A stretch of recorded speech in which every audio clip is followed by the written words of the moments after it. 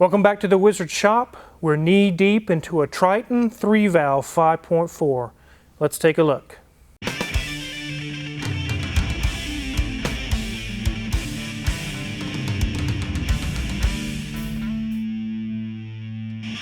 So here we are again with this 2005 Ford F-150 with a locked up motor. And the transmission was questionable as well. You guys recently watched a video on this, and I promised you that halfway through it, as we get the engine out and get everything apart, we'd do another video. So today is that day. You're going to get to see a video of what it looks like inside the engine bay of one of these when you've basically ripped its heart out. Another thing we're going to go over today is there's lots of parts that came apart and lots of accessories, lots of things on this engine that are not going to go back on. We're going to talk about that as well. You guys are going to want to definitely check out this engine, what we found out. But first, let's look in the engine bay. So here we are with an F-150 that's literally had its organs ripped out. Let's take a look. It's a big, huge, empty cavern. The transfer case is gone, the transmission is gone, and the engine is gone, which is pretty evident when you take a look. There's no serious issues going on with anything else. The ABS pump is fine, the front differential is fine, the brakes are fine. The main issue was the engine was locked up and the customer was pretty sure the transmission was having some issues, and they just said, let's just go ahead and replace it. So that's what we're going to do there. While we had the engine and everything out, we pushed it outside and pressure washed everything. It was pretty nasty and gunky. And now it's nice and clean. So when we go back in with a nice clean reman engine from Powertrain Products, it will look much more cleaner. So here we are with two carts full of parts, and there's even more parts than that. All behind me laying on the floor, there's just parts everywhere. You can start to see why this is a $7,000 job. 3/4 of that price, it's just the engine. So there's a lot of labor involved. Once we get the engine in, just like I mentioned a minute ago, there's going to be a lot of things that are not going to go on the new engine.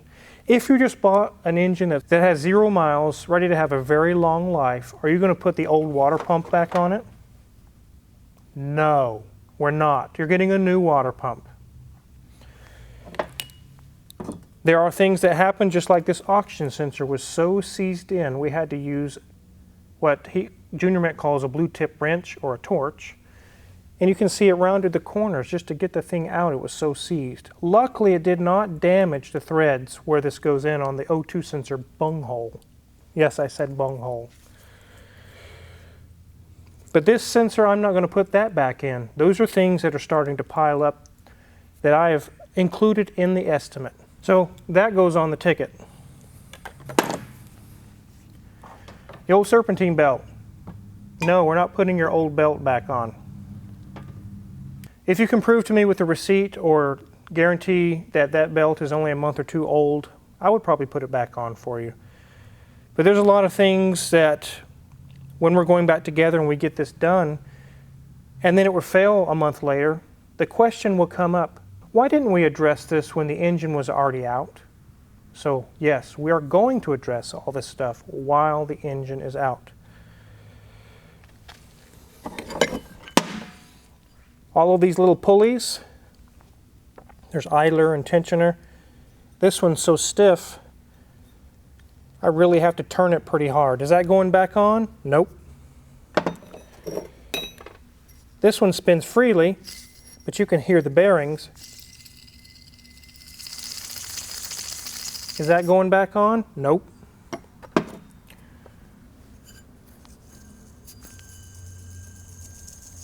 This one you can just barely hear a catch in the bearings, and it's not going back on either. So as you can see, the price is just going up, up, up. Now keep in mind, each of these things is only 20 bucks here, 40 bucks there. You'd be surprised that after a job like this is done and I show the final bill and the customer's looking over it, they're like, why did we replace all these pulleys? What, the belt, the water pump? You just saw, we're not putting that old stuff back on your new, shiny new engine. And it's really not going to bring up the cost of the job really that much to have assurance to know that these things are taken care of and they're done. Now, with the final price of everything that I came up with, I added some extra onto the estimate because that's exactly what it is, an estimate.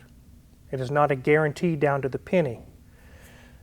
That's a common misconception I have when people come in and the job is done and it's 20 bucks more than we quoted them. Go into the dictionary and read the word estimate. It's a rough idea of what it's going to cost.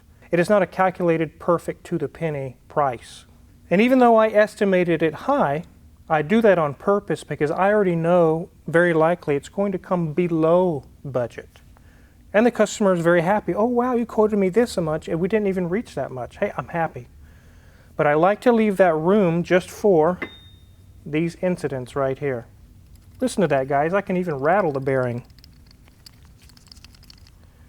This starter, you can see it's fairly new. It even has the sticker still on it. There's the decal there. Yes, we will reuse the starter.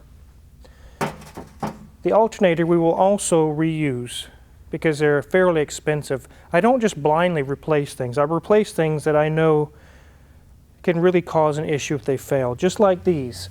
We are not putting old radiator hoses on a new engine. Look at the rust on it. Nasty, crusty, yucky hoses. It's not going back on. On the fan, I usually check, especially on these plastic fans, in between the webbing of each blade, I look for cracks. If there's any cracks, you're getting a new fan.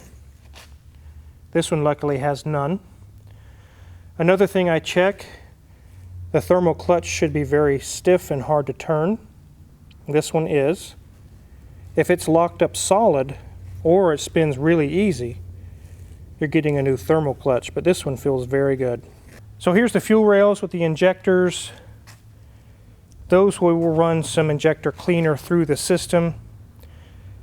We won't be replacing those. Even if we had to, they're not very hard to get to. The injectors usually are not going to be an issue.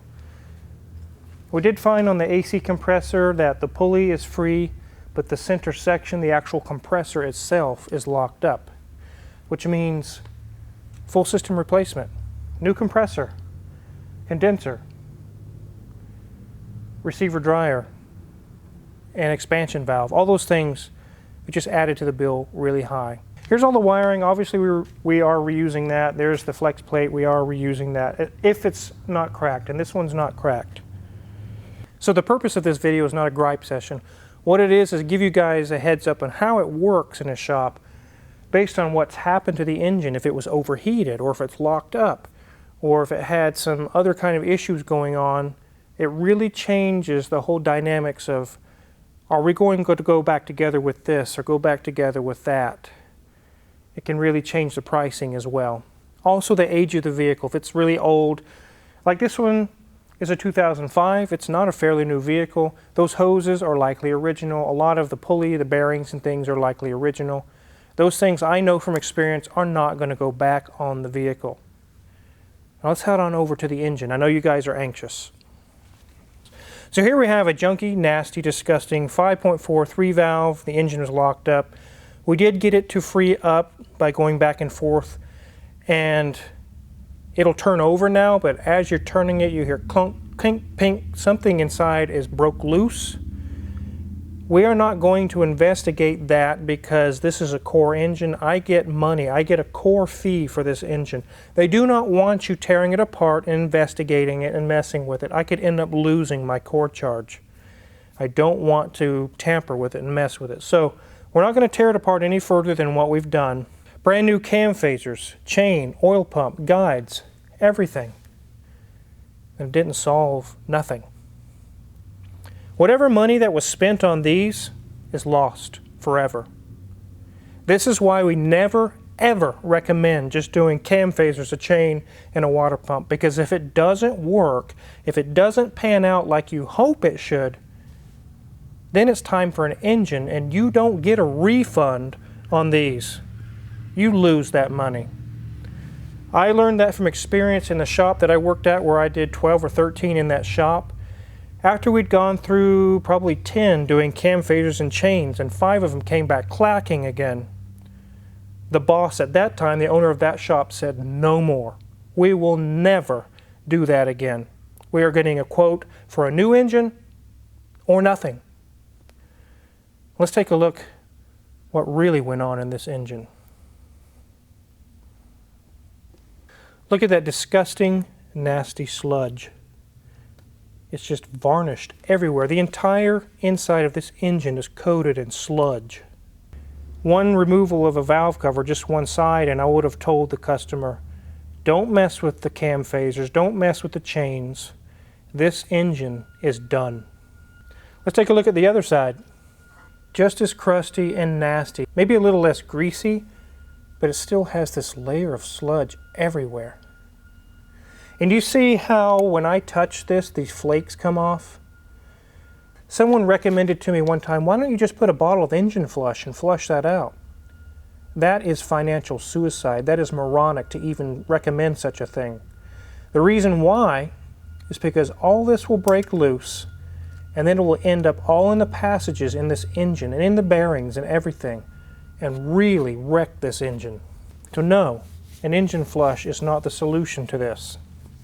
You know what's really sad, Car Wizard, is that the person who put in the chain and all the other stuff had to have seen this.